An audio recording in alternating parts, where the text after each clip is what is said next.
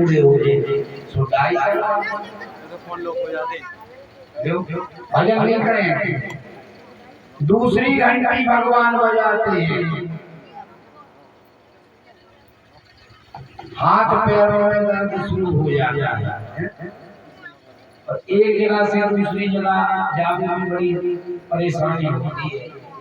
भगवान कहते हैं कि बैठ जाओ एक जगह, आपका भजन कर लो, माला ले लो। जरा हम माला ले लें, दवाइयाँ तो बनी इतनी बड़ी बड़ी तेल आ रहे हैं, जब मालिश करें यहाँ पे क्या होंगे, सुबह से व्यायाम करें, कसरत करें, योगा करें, सब सब सही हो जाएगा। भजन नहीं करेंगे, भगवान की तीसरी घंटी बजाते हैं, जी दांत साफ हो जाए। समझ जाए यदि आदमी को जब बस पे हम सामान लगन लगो तो हमें भी लगने होंगे। ऐसे ही हो जाए जैसे अपन के यात्रा पे जा तो सबसे पहले सामान दे देते, वो छत पे चढ़ा दे, डिग्गी में रख देते, तो सारा सामान जब बस में लग जाए तो पछाई से बन बैठ जाए। ऐसे तो जो सामान है जा रहा दांत चले गए, क्या भाई सुधर जाओ, लग जाओ भजन की। लेकिन अभी ऐसे ऐसे डाका हो गए कि पूरी पत्ती लगा दी ले, हाँ खाओ खूब रोटी, पैसे को खेल है और मंजन दांत तो नहीं करने देते, तो इतना हल्ले से ऐसे घिसक रहा हो नहीं। लेकिन भजन आंखें फूट जाता है, मोतियां भी धो जाता है, रतौन धो जाता है, दिखाई नहीं देता कि अब तो भजन करो। उपाय करेंगे बचने के, लेकिन भजन नहीं करेंगे। भगवान का भजन करना चाहिए। आज देखो 5 वर्ष का बालक जिसकी उम्र 5 वर्ष की है और उसने मन में संकल्प किया कि मैं भगवान को प्राप्त करूंगा, अटल पद को प्राप्त करूंगा, और वह ध्रुव वन में पहुंचा है। घर छोड़ दिया, माता पिता, राजमहल सब कुछ त्याग करके वन में चला गया। वहां देव ऋषि नारद जी ने देखा कि 5 वर्ष का बालक इस घनघोर वन में क्यों आया है। तो देव ऋषि नारद जी पहुंचे, बोले पुत्र तुम इस वन में क्यों आए हो, क्या कारण है। ध्रुव बोले कि हे महात्मा जी, मैं अटल पद को प्राप्त करने के लिए वन में आया। देव ऋषि नारद जी बोले इस वन में बड़े बड़े हिंसक पशु हैं, सिंह है, सर्प है, बाघ है, वो तुम्हें डस लेंगे और तुम्हारी भजन करने की उम्र थोड़ी है, तुम्हारी तो खेलने खाने की उम्र है, जाओ घर लौट जाओ। बहुत समझाया देव ऋषि नारद जी, लेकिन ध्रुव नहीं माने। अटल संकल्प है कि हम भगवत प्राप्ति करेंगे।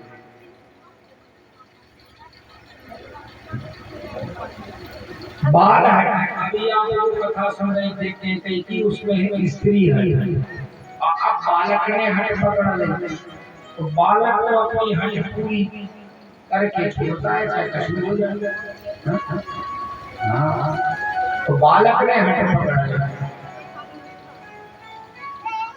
देव ऋषि नारद जी ने बहुत समझाया ध्रुव, लेकिन वो नहीं माने। अंत में देव ऋषि नारद जी ने ध्रुव को अपना चेला बना दिया, गुरु मंत्र दे दिया कान में।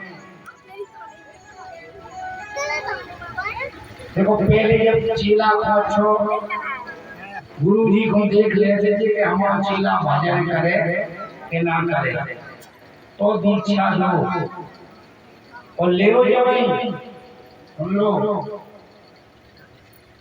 जब भजन करना हो तो दीक्षा लो। जाने के गुरु बिन भगवत तरहि न कोई, जो बिरंच शंकर सम होई।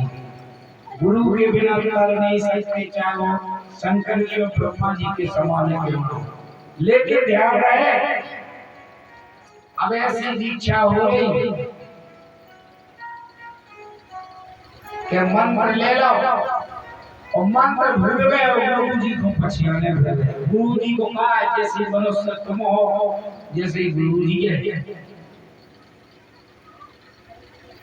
भगवान को लवाने जाते हैं गुरु जी, लेकिन कब? जब तुम्हारा मंत्र से संबंध होगा।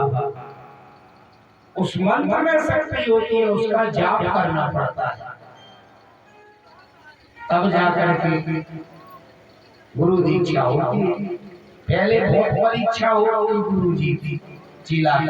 हाँ, जब गुरु दीक्षा मिले साल 10-20 साल आश्रम पर सेवा करनी पड़ती थी, तब जाकर के गुरु जी दीक्षा देते थे। और अब कैसे हो? गुरु जी फिरे बाजार में और गुरु दक्षिणा गुरु दीक्षा ले। और सरक जाओ चाहे नरक जाओ, हमें दक्षिणा क्या स्वर्ग में चले जाओ या नरक में चले जाओ, हमें तो दक्षिणा दो। एक डाल पर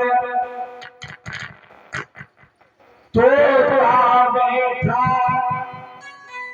एक डाल पर मेरा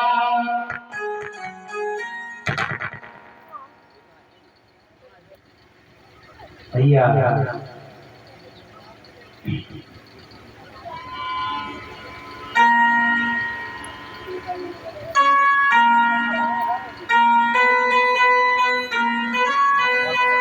एक डाल पर तोता बैठा, एक डाल पर मेरा।